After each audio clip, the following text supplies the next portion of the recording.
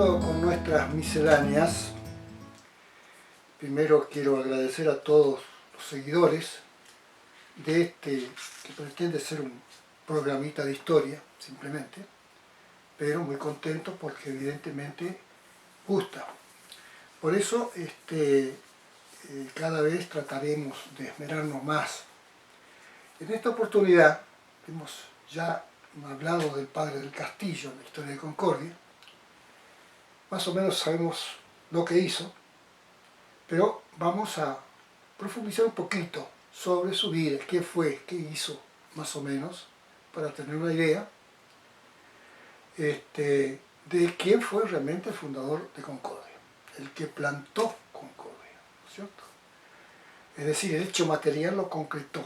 No solo fue el hombre del pensamiento, de la idea, sino que también el gobierno vio su calidad de sujeto inteligente, como decía el decreto de fundación, lo nombró en carácter interino para que procediese a la fundación material de Concordia. El padre del Castillo, lógicamente, cumplió. Se vino desde Mandisoví, se instaló acá, trazó muy sinuosamente lo que sería el primer plano de una urbanización, es decir, la plaza y unas calles aledañas.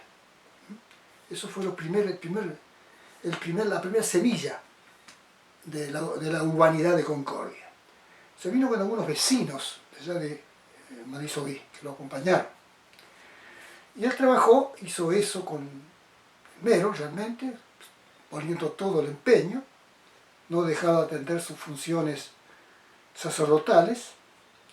Además, hizo, por ejemplo, puso división de sitios, ¿sí? Las manzanas dividió en sitios, ya con el propósito de ir ubicando gente en esa nueva fundación, traer los primeros habitantes, que logró traer algunos, por lo menos, para que se asienten en ese sitio y comiencen a construir. Eran medio duros los hombres, era gente que vivía en plena libertad. Después de San Antonio de Salto Chico, muchas familias se desparramaron, se desperdigaron por entre el monte, en las costas del río Uruguay, por ejemplo, donde subsistían, y ahora les costaba mucho situarse, tranquilizarse, hacer su rancho y vivir ahí. Pero no obstante eso, muchos accedieron, y sobre todo ayudó mucho después Urquiza, cuando fue comandante del segundo departamento principal, con una resolución que sacó en diciembre de 1832, que obligaba a todos los habitantes de la costa, personas solas o familias, a solicitar un sitio en la villa recientemente fundada, ubicarse allí y construir su rancho. El propósito, lógicamente, era evitar el contrabando por parte de Urquiza, ¿no? Era muy común el contrabando en esta zona. Y esas familias, o esos que estaban ubicados en la costa, en cierta medida ayudaban a quienes se dedicaban a esa actividad. Por eso el celo de Urquiza de sacarlos y ubicarlos en la villa de la Concordia. Vayan a poblar. Bueno, el padre del Castillo cumplió con el único objetivo, que era ese.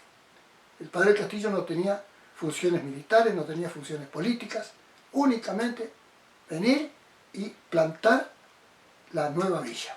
Cumplido, él se retiró, en el 33 es reemplazado para continuar la obra el coronel Navarro.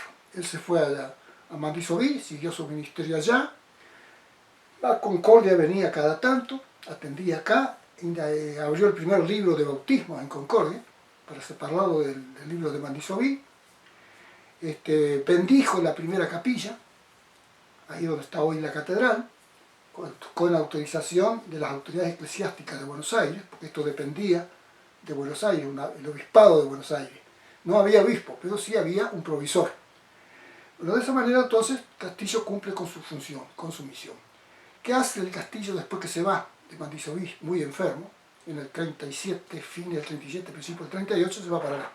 Y ahí ingresa como capellán del cementerio de la Santísima Trinidad. Bueno, trabajó 12 años, él mismo lo cuenta. Después se dedicó, aparece después del castillo, en el año 60, ¿no? Con una carta que le manda Urquiza, pidiéndole ayuda. Se encuentra, cuenta él, una situación muy desesperada. Siempre vivió de la limosna, toda su vida, y era franciscano. La pobreza era una de las condiciones del franciscano. San Francisco así lo proclamó. Bueno, lo cierto es que entonces Urquiza, ¿qué les quiere decir? Le hace un reconto de su vida, que dice que fui 12 años cura de Mandisoví, que 12 años estuve en que también luché contra las fuerzas portuguesas. Fíjense, es un detalle, porque él anduvo acá después que se ordenó de cura, se ordenó de fraile, que es cura, sacerdote, en Buenos Aires, ¿no es cierto? Él se vino a, digamos, evangelizar en Entre Ríos y en Corrientes. Corrientes, ahí estaba más en Corrientes a veces porque sus padres estaban en Corrientes, estaban cerca de las misiones, ¿no? Su padre, don Celedonio Castillo, era funcionario, y la madre sabemos que era doña María Tránsito Carriego. Bueno, en esa carta, ¿qué le dice Urquiza? Le cuenta su miseria, ¿no es cierto?, su pobreza, y dice: no tengo ni siquiera para darle de comer a los profesores y a los alumnos. No dice más nada. ¿Qué significa esto? Que habría estado dirigiendo algún instituto educativo en Paraná. O pudo haber sido también la famosa escuela de latinidad que había fundado otro fraile franciscano, Fray Francisco de Paula Castañeda, en la época de Yagüe en Paraná, que se les llamaban cursos de latinidad, pero era preparar a los futuros seminaristas que luego debían pasar a Santa Fe para ya terminar los estudios. Eran como preparatorios, ¿no es cierto?, a esa carrera eclesiástica. Posiblemente haya sido eso, posiblemente. Pero dice ahí de Castillo, lo más bueno que recuerdo, estoy contento, estoy agradecido, es haber podido elegir la hermosa ciudad de Concordia. Él mismo se confiesa como el autor, como el fundador de esa ciudad. Nosotros tenemos que tener muy presente al padre del Castillo. Sufrió mucho, hasta lo obligaron primero de pasarse del clero regular al clero secular. Una ley de Rivadavia, que fue para la provincia de Buenos Aires, que castigó a los conventos. La Recoleta nació porque le quitó el convento a los Recoletos, nació el cementerio de la Recoleta. Es decir, son ideas nuevas que vinieron de Europa. Y Rivadavia las trajo, quiso aplicarlas acá, las aplicó en el clero de Buenos Aires, pero también las aplicó sola, el gobernador sola acá en Entre Ríos. Entonces, el cura del Castillo, cuando se hizo cargo en 1824 del curato de Mandisoví, era franciscano, usaba el hábito franciscano, pero lo obligaron, le dieron un plazo de 90 días para que se secularice, se vuelva al clero secular, o sea, el clero de sotana. El secular viene de siglo, significa que es el clero que anda por todos lados, que no está en un convento, no está reducido a reglas, depende únicamente de un obispo. No obstante, todo eso, este humilde sacerdote franciscano, él llevó el espíritu franciscano siempre en su corazón, de eso no se apartó, merece que Concordia lo reconozca más. Tan humilde fue, que digo yo que habrá aceptado que la posteridad concordiense le pusiese una calle media perdida por allá, que llevase su nombre, cuando el decreto de fundación decía que las principales calles debían reservarse para los fundadores, para no poner el nombre de los fundadores. Pero apareció Mitre, por ejemplo, que no fue ningún fundador. Así que tenemos esa virtud de saber bien cuál fue el fundador.